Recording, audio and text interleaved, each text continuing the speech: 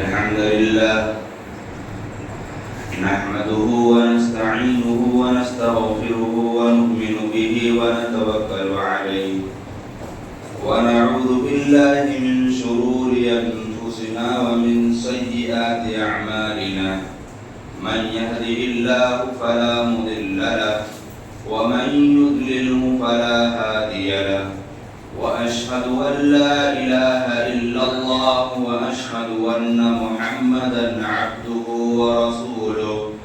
أما بعد فإن خير الحديث كتاب الله وخير الهدي هدي محمد صلى الله عليه وسلم وشر الأمور محدثاتها وكل محدثة بدعة وكل بدعة ضلالة وكل ضلالة في النار فأعوذ بالله من الشيطان الرجيم بسم الله الرحمن الرحيم يا أيها الذين آمنوا اتقوا الله حق تقاته ولا تموتن إلا وأنتم مسلمون يا أيها الناس اتقوا ربكم الذي خلقكم من نفس واحدة وخلق منها زوجها وبث منهما رجالا كثيرا ونساء واتقوا الله الذي تساءلون به والأرحام إن الله كان عليكم رقيبا يا أيها الذين آمنوا اتقوا الله وقولوا قولا سديدا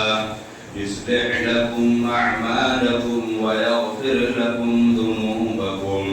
ومن يطع الله ورسوله فقد فاز فوزا عظيما أعوذ بالله من الشيطان الرجيم بسم الله الرحمن الرحيم الله الذي خلق السماوات والأرض وجعل الظلمات والنور ثم الذين كفروا بربهم يعدلون وقال عز من قائل ولأذلنهم ولأمنينهم ولآمرنهم فليبتكن آذان الأنعام ولآمرنهم فليغيرن خلق الله ومن يتخذ الشيطان وليا من دون الله فقد خسر خسرانا مبينا. وقال النبي صلى الله عليه وسلم وشر الأمور محدثاتها وكل محدثة بدعة وكل بدعة ضلالة وكل ضلالة في النار. رب اشرح لي صدري ويسر لي أمري واحلل عقدة من لساني يفقهوا قولي رب زدني علما رب زدني علما. حمد و ثنا کبریائی بڑائی بزرگی تعریف و توصیف رب ذوالجلال کے لیے لائق و زیبا جو تنہا ساری جہاں کا خالق مالک مدبر اور پالنہار ہے. بے شمار درود و سلام نازل ہو رب کائنات کی جانب سے بھیجے گئے اس دنیا انسانیت کے اندر سب سے عظیم ہستیوں پر بالخصوص آخر الزمان خاتم النبیین احمد مصطفیٰ محمد مصطفیٰ صلی اللہ علیہ وسلم پر اللہم صلی علی محمد مبارک وسلم. حاضرین جمعہ، خطبہ مسنونہ کے بعد قرآن مقدس سے 2 جگہ کی آیت کریمہ پڑھی گئی. آئیے دیکھیں کہ ان آیت کریمہ کے اندر اللہ رب العالمین نے اپنے بندوں کو کس چیز کی جانب رہنمائی فرمائی ہے، کون سی ایسی تعلیم ہے جو اللہ رب العزت اپنے بندوں کو نوازنا چاہتا ہے، عطا کرنا چاہتا ہے۔ پہلی آیت کریمہ جو پڑھی گئی اس کے اندر اللہ رب العالمین کی حمد و ثنا کے بعد الحمدللہ الذی، اللہ رب العالمین کے لیے تمام حمد و ثنا، تمام کبریائی، بڑائی، بزرگی پھر وہی اللہ رب العالمین کی ذات ہے جس نے زمین اور آسمان کو پیدا کیا، وجعل الظلمات والنور، اور اللہ رب العالمین نے تاریکیوں کو بنایا، نور کو پیدا کیا، اور اللہ رب العالمین نے کہا وجعل الظلمات والنور ثم الذین کفروا بربہم یعدلون۔ اس کے باوجود بھی اللہ رب العالمین کے بندوں میں سے کچھ بندے ایسے ہیں جو اللہ رب العالمین کے ساتھ شرک کرتے ہیں۔ یہ آیت کریمہ اس کے اندر بڑی ہی معنی خیز انداز میں اللہ رب العالمین نے بندوں کو پیغام دیا کہ اللہ کے بندوں، اس آیت کریمہ جیسے بے شمار ایسی آیتیں قرآن مقدس کے ہیں جہاں اللہ رب العالمین نے ظلمات کا تذکرہ فرمایا، نور کا تذکرہ فرمایا، اور پورا قرآن جہاں جہاں اللہ رب العالمین نے ایسے حکم دیا جہاں اللہ تعالیٰ اپنے بندوں کے تعلق سے ان کو نور ہدایت، دین سرچشمہ کی جانب رہنمائی فرمائی، وہاں اللہ رب العالمین نے سنگل مفرد لفظ استعمال فرمایا، لفظ نور کا۔ لیکن جہاں اللہ رب العالمین نے گمراہ کن عقائد، دیگر ادیان، دیگر مذاہب اور دیگر ایسے لوگوں کے نظریات کا جہاں اللہ رب العالمین نے ذکر فرمایا، وہاں اللہ رب العالمین نے جمع کا صیغہ استعمال فرمایا، سنگولر کا صیغہ استعمال فرما کر اللہ رب العالمین نے بتایا کہ اللہ کے بندوں، یہ دنیا کے اندر ہمیشہ حق ایک رہا ہے، حق ہمیشہ ایک رہا ہے، اور اس کے مد مقابل میں باطل ہر دور میں رہے ہیں، دیگر ادیان، گمراہ کن عقائد، دیگر نظریات، دیگر فکر کی زندگی گزارنے والے بے شمار لوگوں کی تعداد ہے۔ اسی لیے اللہ تعالیٰ نے اس حق کے راستے کو ایک کی جانب اشارہ کرتے ہوئے بتایا کہ اللہ رب العالمین نے نور ہدایت، نور سرچشمہ اللہ رب العالمین نے ایک راستے میں، اور وہی حق ہے، اور اللہ رب العالمین نے اسی کو حق قرار دیا۔ اور اس کے مد مقابل میں جہاں بھی گمراہ کن عقائد، دیگر ادیان، دیگر دینوں کی بات جہاں پر آئی ہے، گمراہ کن عقیدے کی بات جہاں آئی ہے، اللہ تعالیٰ نے وہاں ظلمات کا تذکرہ فرمایا۔ ظلمات جہاں بھی آپ قرآن مقدس کے اندر دیکھیں گے وہاں پر اللہ نے جمع کا صیغہ استعمال فرمایا۔ ایسا کیونکہ اللہ رب العالمین نے بتایا کہ دنیا کی زندگی کے اندر ہر دور میں، ہر لمحے میں، ہر حالت میں اور ہر وقت اللہ رب العالمین نے ایک نہ ایک راستے کو اور ایک نہ ایک جماعت کو اللہ نے سیدھے راستے نور ہدایت پر رکھا تھا۔ یہ اللہ تعالیٰ کی ضمانت ہے، اور ایسا نہیں کہ باطل بھی نہیں تھے، باطل بھی اپنے نظریات کے اعتبار سے، اپنے عقائد کے اعتبار سے، اپنے حالات اور اپنے زمانوں کے اعتبار سے اور مختلف شکلوں میں وہ ہر دور میں پائے جاتے تھے، پائے جاتے ہیں، اور قیامت کی صبح تک پائے جائیں گے۔ یہ اللہ رب العالمین نے بتایا۔ اب دنیا کے اندر اگر گمراہ کن عقائد کی سدھار کے لیے، گمراہ کن عقائد کے لوگوں کو سیدھے راستے یعنی نور ہدایت کے راستے پر لانے کے لیے اگر اللہ تعالیٰ نے انسانوں کے لیے ایک انتظام کیا تھا، اللہ رب العالمین نے انسانوں کے لیے انتظام، اور وہ وہی انتظام ہے کہ دنیا انسانیت کی تخلیق کے بعد اللہ رب العالمین نے جب انسانوں کی سب سے پہلی پیدائش کی تو اللہ تعالیٰ نے وہاں پر اس کے لیے رہنما بنایا تھا، اللہ تعالیٰ نے وہاں پر اس کے لیے ہدایت اور سرچشمہ اپنانے کے لیے اللہ نے وہاں اس کے لیے انتظام کیا تھا۔ آپ دیکھیں کہ دنیا کے اندر جو سب سے پہلے انسان ہیں، دنیا کے اندر سب سے پہلے انسان حضرت آدم علیہ السلام کو اللہ نے دنیا کا سب سے پہلا انسان بھی قرار دیا، اور دنیا کے سب سے پہلے نبی بھی بنائے گئے۔ یعنی اللہ رب العزت نے اپنے بندوں کو اس دنیا میں بھیجنے کے بعد اللہ نے بنا ہدایت کے ان کو کوئی ایسا راستہ نہیں چھوڑا کہ ان کی رہنمائی نہ کی جائے، ان کو سیدھے راستے کی طرف بتایا نہ جائے، ان کو حق کی جانب ابھارا نہ جائے، ان کو باطل کی جانب اجتناب کرنے سے روکا نہ جائے، ان کو بتایا جائے یہ شریعت کا پیغام ہے، ان کو بتایا جائے یہ شیطانوں کا راستہ ہے، ان کو بتایا جائے یہ حق کا راستہ ہے، ان کو بتایا جائے باطل کا راستہ ہے، ان کو بتایا جائے سنت کا راستہ ہے، ان کو بتایا جائے بدعت کا راستہ ہے۔ الغرض اللہ رب العزت نے انسانوں کو اپنے بندوں میں سے کسی بھی بندوں کو اللہ رب العالمین نے بلا ان کی ہدایت کے انتظام کے لیے اللہ نے اکیلا نہیں چھوڑا۔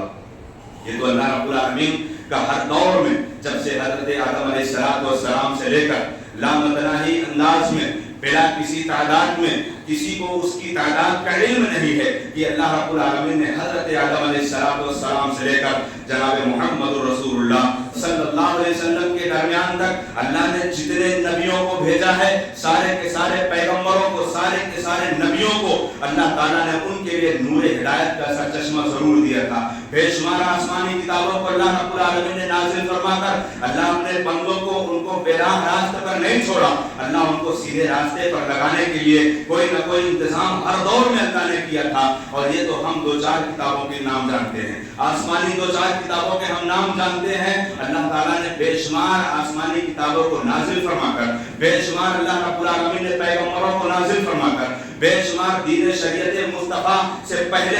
جتنی بھی شریعت اللہ رب العالمین نے نازل فرمائی، ہر دور میں اللہ نے اپنے بندوں کے لیے ان کے ہدایت کے سرچشمہ کا انتظام کرتا رہا۔ اور یہ الگ بات ہے کہ اس کے مد مقابل میں ہر دور میں لوگ رہے ہیں۔ اسی لیے اللہ رب العالمین نے قرآن مقدس کے اندر کہا، یہ دنیا والوں کے اندر اللہ اپنے بندوں کے حوالے سے جہاں اللہ تعالیٰ نے ان کے لیے ہدایت کے سرچشمے کے لیے اللہ نے پیغمبروں کو بھیجا، پیغمبروں کے بعد اللہ رب العالمین نے آسمانی کتابوں کو بھیجا، اور آسمانی کتابوں کو بھیجنے کے بعد اللہ رب العالمین نے کہہ دیا کہ اے لوگوں، دنیا کی زندگی کے اندر، یہ دنیا کی زندگی گزار رہے ہو، اس دنیا کی زندگی کے اندر بے شمار اللہ رب العزت کی ایسی نشانیاں ہیں جن نشانیوں میں اللہ کی وحدانیت کا اقرار ہوتا ہے، جن نشانیوں میں اللہ کی ربوبیت کا اعلان ہوتا ہے، جن نشانیوں میں اللہ رب العالمین کے اسماء و صفات کی صفات ظاہر ہوتی ہے۔ اور یہ پورا کا پورا نظام اللہ رب العالمین نے بتا دیا، وَلِكُلِّ أُمَّةٍ جَعَلْنَا مَنْسَكًا لِيَذْكُرُوا اسْمَ اللَّهِ عَلَى مَا رَزَقَهُم مِّن بَهِيمَةِ الْأَنْعَامِ۔ اللہ رب العزت نے ہر دور میں اور اللہ رب العالمین نے انسانوں کو ان کی دنیا کی زندگی کے اندر اللہ نے ایسی نشانیاں بنائی، زمینوں کے اندر ایسی نشانیاں، آسمانوں کے اندر ایسی نشانیاں اللہ تعالیٰ نے بنانے کے بعد بتا دیا کہ اے اللہ کے بندوں، یہ تمہارے لیے ہدایت کا راستہ اگر اللہ رب العالمین نے اپنے پیغمبروں کے ذریعے بتایا، آسمانی کتابوں کے ذریعے بتایا، اور کچھ ایسی نشانیوں سے اللہ رب العالمین نے بتایا، تو پھر اے انسانوں، تم اللہ رب العالمین سے ہدایت دن میں صبح سے لے کر شام تک ہمیشہ اللہ کی ہدایت مانگتے ہو، ہدایت پر چلتے کیوں ہیں؟ اس کے مقابل میں اللہ رب العالمین نے جب اس سرزمین پر ابلیس لعین، جب ابلیس جیسے شیطان کو اللہ رب العالمین نے اس زمین پر جب بھیجا، تو اس ابلیس نے اللہ رب العالمین کو چیلنج کیا۔ اللہ رب العالمین کو چیلنج کرتے ہوئے وہ اللہ رب العالمین سے بغاوت پر تو آمادہ اسی وقت ہو گیا جب اللہ رب العالمین نے کہا وَإِذْ قُلْنَا لِلْمَلَائِكَةِ اسْجُدُوا لِآدَمَ فَسَجَدُوا إِلَّا إِبْلِيسَ أَبَى وَاسْتَكْبَرَ وَكَانَ مِنَ الْكَافِرِينَ۔ اس زمین پر سب سے پہلا وہ کفر کرنے والا اور سب سے پہلا تکبر اپنانے والا یہ ابلیس لعین، جو اپنی معیت فرشتوں کے ساتھ رکھا کرتا تھا، جس کا صبح و شام فرشتوں کے ساتھ ہوا کرتا تھا، اللہ تعالیٰ نے اس کو اور اس کی پوری ذریت کو اللہ نے قیامت کی صبح تک اللہ نے ملعون قرار دے دیا۔ وہ اس کی ایک اپنی غرور اور ایک اپنے کھمن کی بنیاد پر اس کے بڑے بڑے عزائم ہیں، اس کے بڑے بڑے مشن ہیں، اور ابلیس اس زمین پر بے شمار ایسے مشن کو لے کر نازل ہوا اور اللہ رب العالمین سے چیلنج کر دیا۔ اللہ رب العالمین سے کہا، یہی ابلیس لعین، اس نے اللہ رب العالمین سے کہا کہ اے اللہ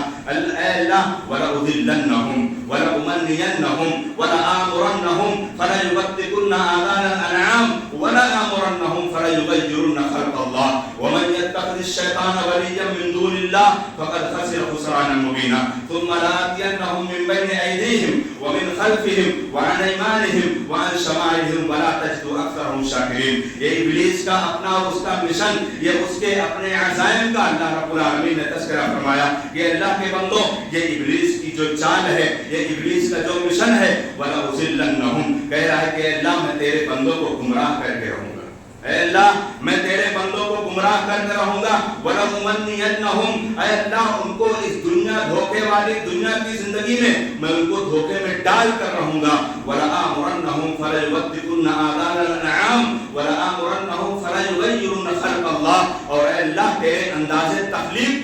بندوں کے اندر بدل کر رکھ دوں گا۔ وَمَن يَتَّخِذِ الشَّيْطَانَ وَلِيًّا مِن دُونِ اللَّهِ، پھر اللہ رب العالمین نے اعلان کر دیا،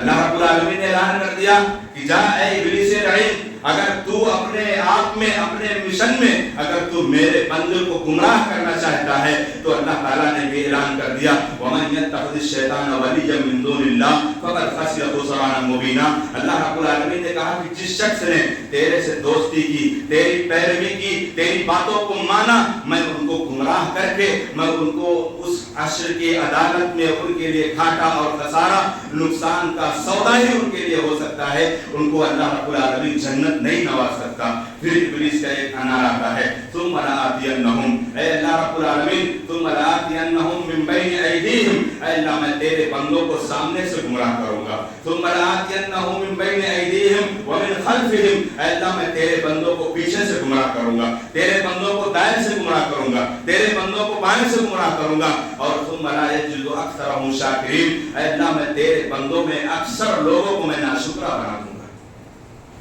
اے اللہ میں تیرے بندوں میں اکثر لوگوں کو ناشکرہ بنا دوں گا۔ اب انسان کو اپنی زندگی کے اندر دیکھنا ہے کہ وہ اس شیطان سے مقابلہ کیسے کر سکتا ہے۔ اگر شیطان انسان کے اس کے اگلے حصے سے اگر وہ حملہ کرنے کی کوشش کرتا ہے تو بسا اوقات اگر مومن اپنے آپ میں تقوی اور پرہیزگاری میں اور اس ہدایت کے سرچشمے پر ہے تو اس شیطان کے ڈنڈے سے تو بچ تو گیا، آگے سے تو بچ گیا، پیچھے سے بچتا ہے کہ نہیں بچتا، آگے سے بھی بچ گیا، پیچھے سے بچتا ہے کہ نہیں بچتا۔ داہنا حملہ ہوتا ہے، اگر داہنے حملے سے بچ گیا تو بائیں حملہ ہوگا، اور جب بائیں حملے سے بھی بچ گیا تو اللہ رب العالمین کا شکر گزار بندہ بن گیا، اور اگر اس نے دائیں حملے میں، بائیں حملے میں، آگے کے حملے میں، پیچھے کے حملے میں اگر شکار ہو گیا تو اللہ رب العالمین نے کہہ دیا کہ اللہ تعالیٰ نے اس شیطان کے مشن میں اللہ رب العالمین نے بتایا کہ بے شمار ایسے بندے جو اللہ رب العالمین کے ناشکرے ہوں گے۔ اللہ رب العالمین کا ناشکرہ اس زمین پر وہ شخص جو ہو سکتا ہے جو اللہ تعالیٰ کی تمام عظیم نعمتوں کو پانے کے بعد وہ اللہ سے بغاوت پر آمادہ ہو جائے، اس سے بڑا اللہ کا ناشکرہ کوئی نہیں ہو سکتا۔ دنیا کی تمام نعمتیں اللہ رب العالمین نے میسر کی ہیں، اللہ رب العالمین نے علم دیا ہے، اللہ رب العالمین نے دولت دی ہے، اللہ نے عزت دی ہے، اللہ نے شہرت دی ہے، اللہ رب العالمین نے جاہ و جلال عہدہ منصب دیا ہے، یہ ساری کی ساری دنیاوی نعمت سے اللہ رب العالمین نے سرفراز کیا، لیکن اللہ کا بندہ اللہ سے بغاوت پر آمادہ ہو جائے تو بھلا وہ اللہ رب العالمین کا دوست ہو سکتا ہے کہ وہ شیطان کا پیروکار ہو سکتا ہے اور اللہ رب العالمین کا ناشکرہ ہو سکتا ہے۔ لہذا یہ اللہ رب العالمین نے اس زمین پر جو ہدایت کے سرچشمے ہم میں سے صبح سے لے کر شام تک پانچوں وقت کی ہم نماز پڑھتے ہیں، اس پانچوں وقت کی نماز میں ہم اللہ رب العالمین سے ایک دعا کرتے ہیں، سورہ فاتحہ ہر رکعت کے لیے اور ہر نمازی کے لیے، ہر نماز میں سورہ فاتحہ ہر رکعت میں ہر نمازی کے لیے لازم اور کمپلسری ضروری ہے، اور اگر ہم میں سے ہر شخص سورہ فاتحہ اگر پڑھتا ہے تو اس میں اللہ تعالیٰ سے دعا ضرور کرتا ہے۔ جناب محمد رسول اللہ صلی اللہ علیہ وسلم کا فرمان ہے کہ اللہ کے بندوں تمہاری دعاؤں کے اندر جو سب سے جامع اور سب سے قیمتی اور سب سے بڑی جو دعا ہے اس دعا میں ایک لفظ جو آتا ہے اللہ مجھے اپنی دنیا کی زندگی کے اندر اے اللہ ہدایت اور صراط مستقیم پر چلنا اللہ رب العالمین، یعنی اللہ ہم سب کو صراط مستقیم پر چلانا اور اسی پر نہیں، اے اللہ صراط مستقیم پر چلنے کی استقامت کی توفیق عطا فرمانا، یہ سب سے بڑی نعمت اور سب سے بڑی دعا کا حصہ ہے۔ اسی لیے ہم اپنی دعاؤں کے اندر نماز کے اندر جب ہم کھڑے ہوتے ہیں سب سے پہلے اللہ رب العالمین کی تعریف کرتے ہیں، الحمدللہ رب العالمین، تمام قسم کی تعریفات اس رب کائنات کے لیے ہے۔ پھر اس کے بعد ہم اللہ رب العالمین کی صفات رحمان و رحیم کا تذکرہ کرتے ہیں، پھر اللہ رب العالمین سے دعا کرتے ہوئے کہتے ہیں ایک دعا ہماری نمازوں کے اندر ہوتی ہے، ہم نے اس دعا پر کبھی غور کیا، اہدنا الصراط المستقیم، اہدنا الصراط المستقیم، یہ اسی راستے جو نور ہدایت والا راستہ ہے، اسی راستے کی بات ہو رہی ہے کہ ہم اللہ رب العالمین سے صراط مستقیم مانگنے پر ہم پیچھے نہیں ہٹتے، لیکن حقیقت معنوں میں ہم صراط مستقیم کو سمجھنے میں ہم ناکامی ہیں۔ ہماری زندگی کے اندر صراط مستقیم مانگنے کے بعد فوراً اللہ رب العالمین سے دعا ہم یہ بھی کرتے ہیں غیر المغضوب علیہم، غیر المغضوب علیہم ولا الضالین، یہ اللہ رب العالمین سے ہم نے کہا اہدنا الصراط المستقیم صراط الذین انعمت علیہم غیر المغضوب علیہم ولا الضالین، یعنی اللہ رب العالمین مجھے ان لوگوں کے راستے پر مت چلانا جن پر تیرا غضب نازل ہوا ہے. کن پر غضب نازل ہوا اللہ رب العالمین کا؟ کن پر لعنت اللہ رب العالمین کی ہوئی ہے؟ یہ یہود ہے، یہ نصارہ ہے. ان میں تو ایک ہے علم والا ہے لیکن عمل نہیں کرتا، اور ایک ہے جو عمل کرتا ہے لیکن علم نہیں ہے. یہ دونوں ناکام ہیں، یہ دونوں ناقص ہیں. ایک شخص اللہ کی عبادت، اللہ رب العالمین کی عبادت کر رہا ہے، نماز پڑھ رہا ہے لیکن سنت کے مطابق نہیں پڑھ رہا ہے، محمد رسول اللہ صلی اللہ علیہ وسلم کے فرمان کے مطابق نہیں پڑھ رہا ہے، اس کو کوئی فائدہ نہیں. جیسے اللہ کے رسول صلی اللہ علیہ وسلم نے نماز پڑھنے کا طریقہ بتایا، نماز تو پڑھ رہا ہے، بلا حقیق صحیح نماز پڑھ رہا ہے، لیکن نماز وہ کیفیت نہیں پیدا کر پا رہا ہے جو جناب محمد رسول اللہ صلی اللہ علیہ وسلم نمازوں کے اندر وہ کیفیت پیدا کرتے، اور وہ ارکان، وہ سجود، اور وہ کیفیت، وہ نوعیت، اور اس کا وہ طریقہ جو اللہ کے رسول صلی اللہ علیہ وسلم کے مطابق ہوتا. اور آپ صلی اللہ علیہ وسلم نے کہہ دیا، صاحب صاحب آپ صلی اللہ علیہ وسلم نے ارشاد فرمایا، صلو کما رأیتمونی اصلی، نماز ویسے پڑھو جیسے تم نے مجھے پڑھتے ہوئے دیکھا ہے. اور جس شخص کی نماز جناب محمد رسول اللہ صلی اللہ علیہ وسلم کے نقش قدم پر نہیں، آپ صلی اللہ علیہ وسلم کی بتائے ہوئے طریقے پر نہیں، اسے اپنے آپ میں سہم جانا چاہیے، اسے اپنے آپ میں ڈر جانا چاہیے. آپ دنیا کی زندگی کے اندر کہیں کوئی ایسی چیز یا کہیں کوئی ایسا سامان بنواتے ہو اور تمہیں وہ سامان بسا اوقات کاریگر کے بنانے کے بعد بھی تمہیں پسند نہیں آتا ہے اور تم اس کو انکار کر دیتے ہو. کل یاد کرو بروز قیامت میدان محشر میں جب اللہ کہے گا میرے نبی میرے محبوب کا طریقہ کون سا ہے، تم نے میرے محبوب اور میرے نبی کے طریقے پر تم نے عمل نہیں کیا، تمہارا عمل کیسے قبول ہو سکتا ہے، تمہارا عمل کیسے قبول ہو سکتا ہے؟ اندازہ لگاؤ. یہ دنیا کی مثالیں تو بڑی ایک عام سی مثالیں ہیں. اسی لیے اللہ رب العالمین سے ہمیشہ ہم جب دعا کریں اہدنا الصراط المستقیم، اے اللہ تو مجھے سیدھے راستے پر چلانا. اور سیدھے راستے پر چلنے والوں کے لیے اللہ کیا انعام کرتا ہے؟ فَمَن يُرِدِ اللَّهُ يَشْرَحْ صَدْرَهُ لِلْإِسْلَامِ وَمَن يُرِدْ أَن يُضِلَّهُ يَجْعَلْ صَدْرَهُ ضَيِّقًا حَرَجًا كَأَنَّمَا يَصْعَدُ فِي السَّمَاءِ. کیا اللہ رب العالمین نے مثال بیان فرمائی؟ اللہ رب العالمین نے بتایا کہ اللہ کے بندو، تم میں سے جو شخص ہدایت کا سرچشمہ پانے کے لیے جو جستجو، جو کوشش، جو لگن پیدا کرتا ہے، اللہ ہدایت اسی کو دیتا ہے. ہدایت کوئی باپ دادا کی وراثت اور باپ دادا کی میراث سے نہیں ملنے والی. اگر کوئی سمجھے کہ ہمارے باپ دادا سیدھے راستے پر تھے، سچے راستے پر تھے، تو ہم بھی سچے راستے پر رہیں گے، یہ ممکن نہیں ہے. یہ اللہ رب العالمین سے توفیق مانگنی پڑتی ہے، اللہ رب العزت سے ارشاد الہی مانگنی پڑتی ہے، اور اللہ رب العالمین سے ہمیشہ اس چیز کو اپنی زندگی کے اندر لاگو کرنا پڑتا ہے کہ اللہ مجھے سیدھے راستے پر عطا فرما. اور اگر ہدایت اور اگر یہ سرچشمہ نور ہدایت اگر میراث میں اگر تقسیم ہوا کرتی تو بڑے بڑے لوگ ہدایت سے محروم ہو کر چلے گئے، بڑے بڑے لوگ ہدایت سے محروم ہو کر چلے گئے، اور چھوٹے سے چھوٹے ادنا سے ادنا شخص ہدایت کی نعمت سے مالا مال ہو گئے. آپ دیکھو حضرت ابراہیم علیہ السلام کے باپ آزر ہدایت سے محروم رہ گئے، حضرت لوط علیہ السلام کی بیوی ہدایت سے محروم رہ گئی، حضرت نوح علیہ السلام کا ایک بیٹا ہدایت سے محروم رہ گیا، اور خود میرے نبی محمد رسول اللہ صلی اللہ علیہ وسلم سے نسبت رکھنے والے چچا ابو طالب ہدایت سے محروم رہ گئے، ابو لہب ہدایت سے محروم رہ گیا، جس کے بارے میں اللہ رب العالمین نے درد بھرے جملے میں اللہ نے قرآن مجید کی سورہ تبت یدا ابی لہب نازل فرما دی. غارت ہو جائے، ہلاک ہو جائے وہ اور اس کی بیوی. اللہ رب العالمین نے ہدایت کس کو دیا؟ اللہ تعالیٰ نے ہدایت اس کو دیا جو حبش سے چل کر آیا، حضرت بلال حبشی. حضرت بلال حبشی جو حضرت سہیب الرومی روم سے چل کر مدینہ منورہ مکہ المکرمہ آئے، اللہ رب العالمین نے ان کو ہدایت دیا. اور حضرت سلمان فارسی، فارس اور مدینہ کا کتنا فاصلہ ہے، فارس اور مدینہ کا کتنا فاصلہ ہے، جو آپ کے گھر میں، آپ کے خاندان میں پوری زندگی 40 سال 50 سال آپ کی رفاقت میں گزار دی، اللہ نے ان کو ہدایت نہیں دیا. جو لمبی مدت کے بعد اپنی زندگیوں کے اندر اگر انقلاب پیدا کرنا ہے تو کچھ ایسے صحابی کی زندگی کا واقعہ پڑھ لو. ایک صحابی حضرت سلمان فارسی کو اللہ نے کیسے ہدایت دی، آنکھیں پھٹ جاتی ہیں، کلیجہ منہ کو آ جاتا ہے. حضرت سلمان فارسی اپنی زندگی کے اندر ہدایت کو تلاشتے تلاشتے اپنے گھر بار کو چھوڑا، اپنے والدین کو چھوڑا، اپنے ملک کو چھوڑا. اپنے ملک کو چھوڑنے کے بعد وہ یہودیوں کے 10 راہبوں کے پاس گئے، پورا لمبا واقعہ تفسیر کے اندر پورا لمبا واقعہ موجود ہے، تاریخ کے اندر پڑھتے رہو، آنکھوں سے آنسو اگر نہیں آ جاتے تو آپ کے دل کے اندر سینہ ہی نہیں ہے۔ حضرت سلمان فارسی، یہ وہی سلمان فارسی ہیں، ہدایت کا شوق، ہدایت کا لگن لے کر ہم سمجھتے ہیں کہ ہمیں باپ دادا کی ہدایت ہمیں مل گئی ہے،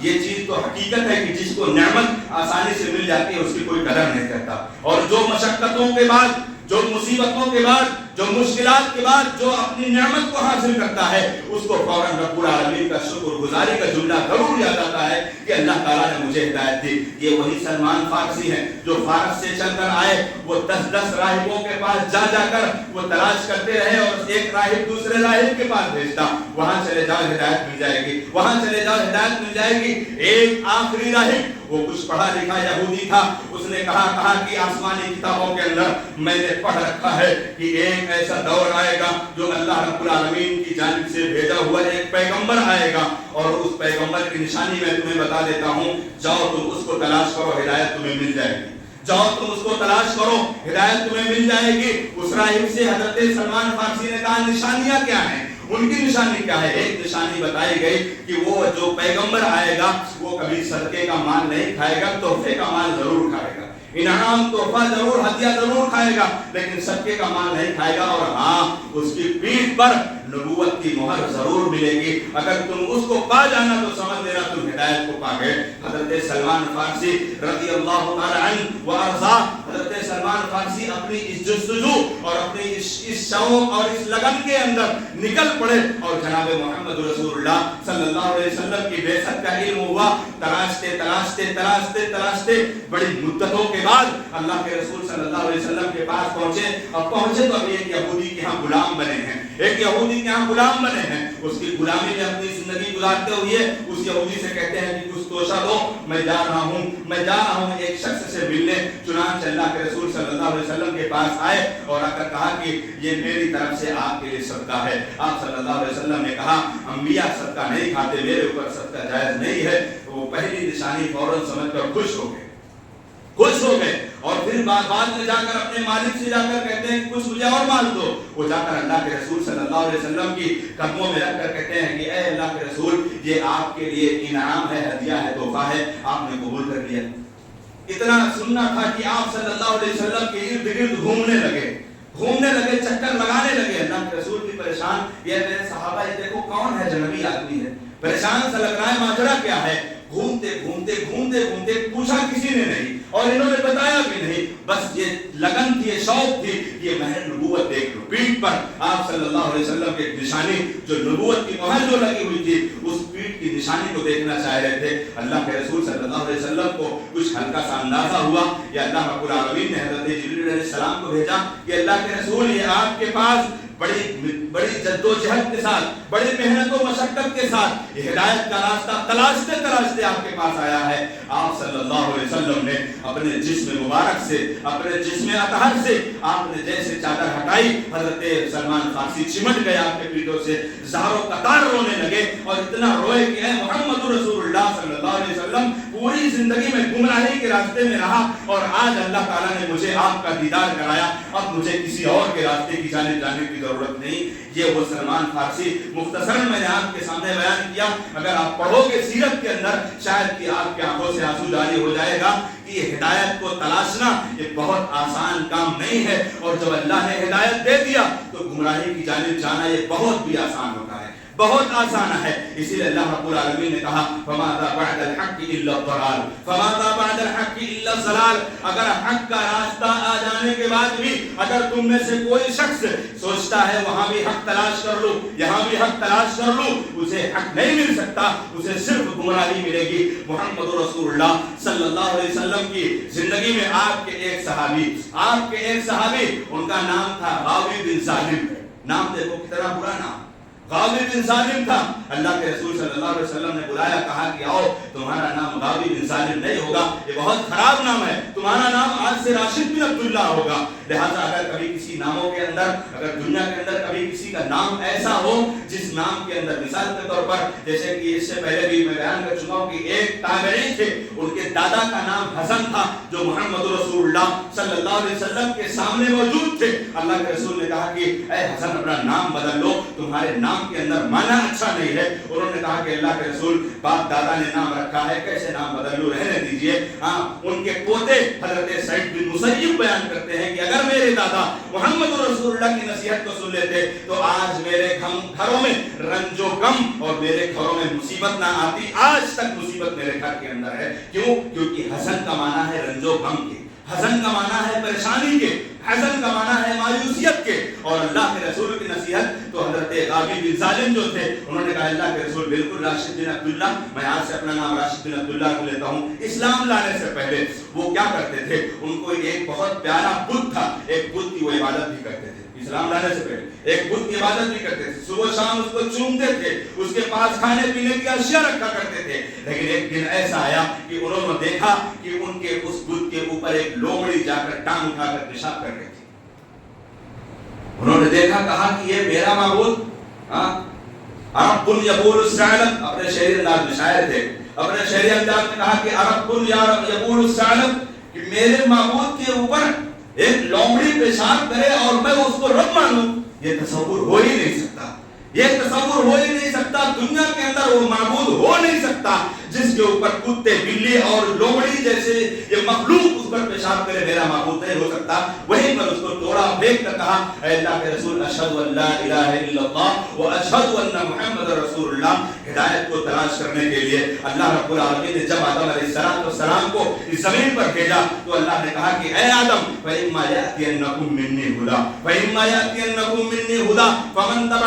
تبع هدايا فلا خوف عليهم ولا هم يحزنون. کہ اے آدم اگر یہ میری بات مانتے ہیں میرے بندے اور تمہاری پیروی کرتے ہیں تو اللہ رب العالمین ان کے اوپر نہ تو کوئی غم، نہ تو کوئی مصیبت، نہ تو کوئی رنج ان کے اوپر ڈالتا ہے. یہ اللہ رب العالمین کے نظام میں سے ایک نظام ہے. لہذا اپنی زندگی کے اندر ہم دیکھیں کہ اگر ہدایت کا سرچشمہ اگر اللہ تعالیٰ نے ہمیں دے دیا ہے، ہم ہدایت تلاش کہاں سے کریں؟ ہم ہدایت تلاش کہاں کریں؟ ہدایت کے اہل علم نے دو معنی بیان فرمائے. ہدایت کو تلاش کرنا دو معنی ہے. پہلا معنی ہدایت توفیق اور ہدایت ارشاد. یہ ہدایت توفیق معلوم ہے کیا ہے؟ یہ ہدایت توفیق ہے کہ جو بندہ اپنے دل کے اندر اللہ رب العالمین کی جستجو، اللہ رب العالمین کو تلاشنے کی جس کے اندر تڑپ، جس کے اندر شوق ہوگی، اللہ اس کو ہدایت دے گا. اس قرآن مقدس کی آیت کریمہ کے حوالے سے اِنَّا هَدَيْنَاهُ السَّبِيلَ إِمَّا شَاكِرًا وَإِمَّا كَفُورًا، کہ اللہ کے بندو ہم نے تمہیں ہدایت دے دیا. اب یہ تمہارے اوپر ڈیپینڈ کرتا ہے کہ تم شکر استعمال کرتے ہو کہ کفر استعمال کر سکتے ہو. یہ تمہارے اوپر ہے. اور آج دنیا کے اندر دیکھو کہ ہدایت کے راستے پر چلنے والے بھی موجود ہیں اور گمراہ کن عقائد، باطل عقائد، دیگر ادیان، ظلم اور زیادتی پر زندگی گزارنے والے بھی بے شمار لا تعداد میں موجود ہیں. لیکن ان کی زندگی کے اندر تبدیلیاں کیوں نہیں آ رہی؟ کیونکہ اللہ نے توفیق الہی نہیں رکھی. پہلی ہدایت کی قسمت اللہ نے نہیں لکھی ہے. اور اگر یہ توفیق الہی اگر وراثت میں ہوتی تو جیسے بتا دیا کہ محمد رسول اللہ صلی اللہ علیہ وسلم کے اوپر جان چھڑکنے والے، مال چھڑکنے والے، دل و جان سے محبت کرنے والے، اللہ نے ان کو ہدایت سے محروم کرتے ہوئے کہہ دیا کہ اے میرے محبوب انک لا تہدی من احببت ولکن اللہ یہدی من یشاء. اے میرے محبوب جس سے آپ محبت کرتے ہو ایسا نہیں کہ میں اسے ہدایت دے دوں، یا جسے آپ چاہتے ہو میں اسے ہدایت دے دوں، ایسا نہیں ہو سکتا. بے شک ولکن اللہ یہدی من یشاء، اللہ جسے چاہے گا ہدایت دے گا. یہ دنیا کی زندگی کے اندر ہمارے اوپر اللہ تعالیٰ کا یہ نظام، اللہ تعالیٰ کا یہ پیغام فٹ آتا ہے کہ اللہ کے بندوں جب ہدایت مل گئی تو گمراہی کے راستے پر جانا اس ضلالت و گمراہی کا راستہ ہی ہوگا. اسی لیے اللہ تعالیٰ نے جہاں ہدایت کی بات کی ہے، جہاں اللہ تعالیٰ نے نور سرچشمے کی بات کی ہے، وہاں اللہ نے لفظ مفرد سنگل استعمال فرمایا. کیوں؟ کیونکہ حق ایک ہے. قل جاء الحق وزهق الباطل ان الباطل كان زهوقا. حق آیا ہے نشر اشاعت پر، باطل آیا ہے مٹنے کے لیے. لہذا ہر دور میں باطل تھا، باطل ہے اور باطل قیامت کی صبح تک رہے گا. لیکن یہ بھی سچائی ہے، یہ بھی حقیقت ہے محمد رسول اللہ صلی اللہ علیہ وسلم کی کہ اللہ کے رسول صلی اللہ علیہ وسلم نے کہا ایک جماعت، ایک قوم ایسی ہوگی جو میرے اوپر ایمان لائے گی اور قیامت کی صبح تک وہ باقی باقی رہے گی. لا یضرهم من خذلهم, نہ کوئی پریشان کر سکتا ہے, نہ کوئی ان کے اوپر مصیبت ڈال سکتا ہے, اور وہ ہمیشہ حق پر رہیں گے. اور وہ ہے اللہ اور اس کے رسول پر کامل طریقے پر ایمان لانے والے اہل ایمان بندے. یہ اللہ رب العالمین کا اپنے پیغمبر محمد رسول اللہ صلی اللہ علیہ وسلم کے حوالے سے یہ پیغام ہے دنیا کے تمام ان انسانوں کے لیے. پہلی ہدایت کی قسم جو ہے ہدایت توفیق, اور دوسری ہدایت کی جو قسم ہے وہ ہدایت ارشاد. پیغمبروں کا کام ہدایت دینا نہیں ہوتا تھا. پیغمبروں کا کام, علماء کا کام, دین کی نشر و اشاعت کرنے والوں کا کام, یا خیر کے کاموں میں بڑھ کر حصہ لینے والوں کا کام, ان کا کام ہدایت دینا نہیں ہوتا تھا. ہدایت دینا اللہ کا کام ہوتا تھا. ان کا ارشاد یعنی رہنمائی کرنا ہوتا تھا.